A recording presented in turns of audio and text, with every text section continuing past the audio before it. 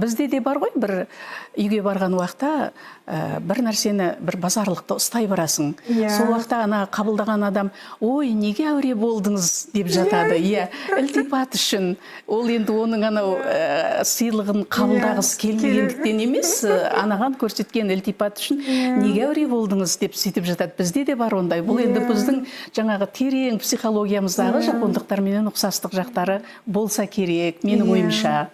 Өзіңді Жапон елінің несі, қандай ерекшеліктері таң қалдырады?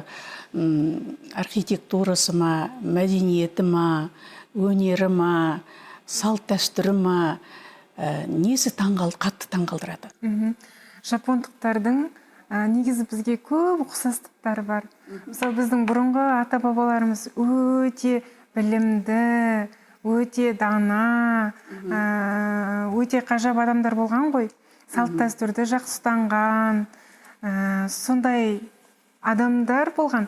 Қазір жапондықтар солай секілді сезіледі маған. Біз өзіміз сол құндылықтарымызды кішкене жойып алған секілдіміз да. Мен жапондықтармен кеңескенде, олармен бірге жұмыс жасағанда, сол бұрынғы біздің аталарымызды еске алам. Мысалы, Әлихан Бөкейханов атамыз осыдан бір ғасыр бұрын, 1933 жылдар шамасы болар. Сол кезде айтып кеткен, біз Жапониядан үйренейік, біз екінші Жапония болуымыз керек деп айтқан. Демек, Жапониядан үйренетін затымыз болғаны ғой, ол алашардақлар айтқан. Одан қала берсе, екі халықтың мәдениетіндегі, салтындағы кейбір ұқсастықтарға айтқаны болар енді. Сыпайылығы, ізеттілігі, үлкенді құрметтеу, үлкеннің алдынан кесе-көлденең өтпеу, сөзді де жаңағы қарсы жанға қатты тимес үшін сондай жұмсақ танытып, тіпті қара, міне біз қазір жерде отырмыз. Біздің ата-бабаларымыз да жерге отырған ғой. Жерге отыруының өзі ұқсастық емес пе жапондарменен? Қазақта жақсы тағы бір сөз бар ғой, үлкенге ізет, кішіге құрмет деген.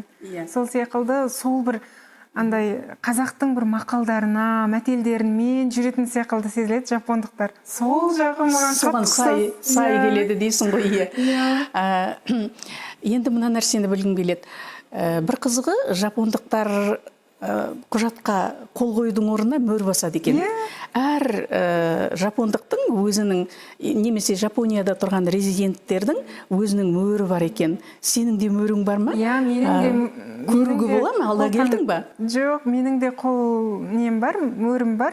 Солай ма? Ол әр адамда, Жапонияда тұратын әр адамда ондай қол таңба болады. Бізде мысалы нотариус па? Нотариус, ол өте көп бар ғой. Бізде сол мөр, ол мемлекетке белгіленген, біз алған тапсырыс береміз, тапсырыс бергеннен кейін оны мемлекетке жібереміз. Мынау Жадыра деген қыздың, Жадыра осындай жыл туған, осындай қыздың мөрі деп. Ол мемлекетке жаңағы дізімде тұрады.